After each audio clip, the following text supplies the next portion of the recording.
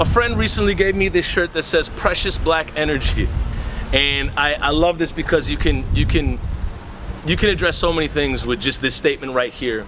And I think of several things when I think of precious black energy. I was working with a kid once who was couldn't have been no more than 4.5 feet tall.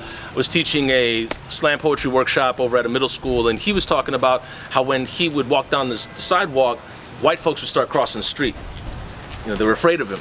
And it happened more than several times, but that was part of his psyche, and that exhausted him to an extent. I talked to a black business owner who, the way that the landlord spoke to them, it just was exhausting, and it was just devoid of respect. And they would see the way they would speak to other people, and then would hear this white landlord speak to them, and they'd be like, "What is going on? What?"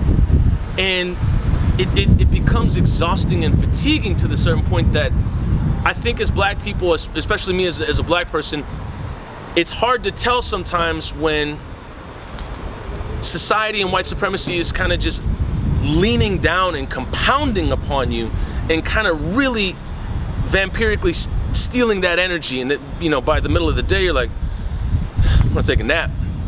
I'm curious to hear from you. What are some ways that you've preserved your precious black energy?